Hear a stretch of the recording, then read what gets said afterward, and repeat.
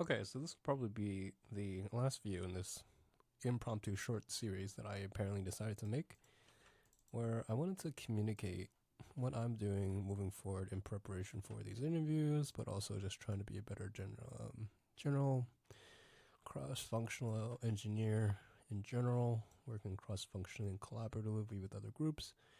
So, as I mentioned in my last video, despite being SWE, I realized that some of my enterprise applications really don't work if you don't have existing data pipelines at scale, where data engineers come in, and so I've been having to pick up that role.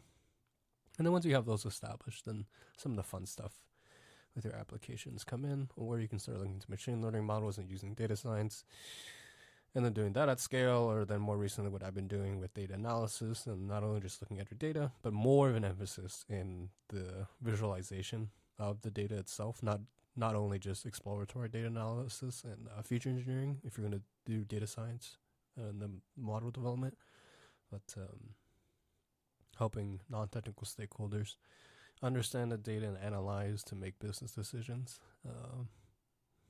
data analysis. So I'm adding a circle here because I wanted to showcase that in part one of this for the next minute or two that I have, farm education, biochemical engineering. Along the way, I've done SWE. More recently, I've been doing more machine learning engineering. But as I mentioned, some of the things that I'm also looking into are being a better data engineer. I guess technically with data science, we'll lump that in. It's supposed to be a super domain, but we'll just say that's part of machine learning. For ease of communication. And then more recently for me in my day-to-day, I've been doing more data analysis work.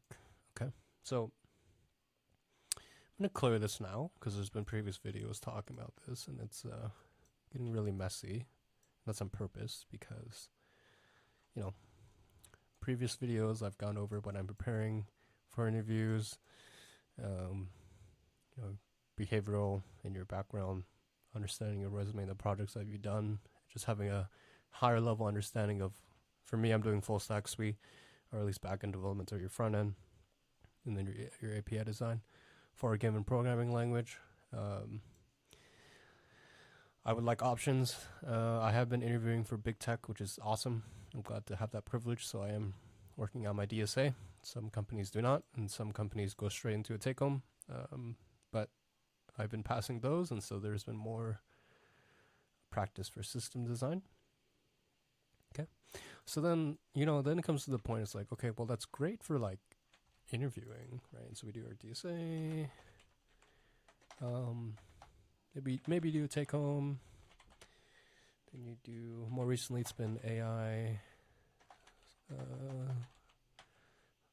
software engineering, agentic, system design. That's a little bit different from app development. Maybe I'll distinguish them if I have a little bit of time. We'll just do this real quick. So we'll do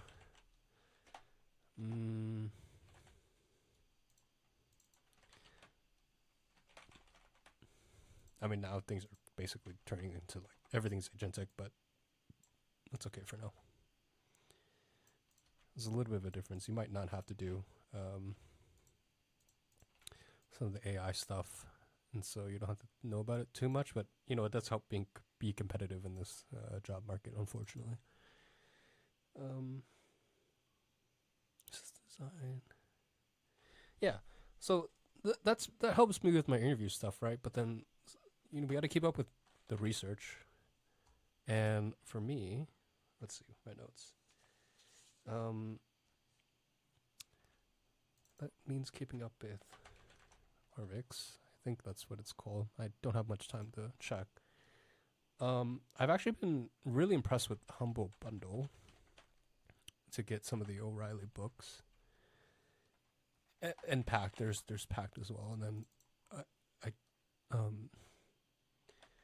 given the option, I do like O'Reilly publishing for their books, but then also Pact. So these are some of the ways that I'm keeping up with new technologies and learning more about things.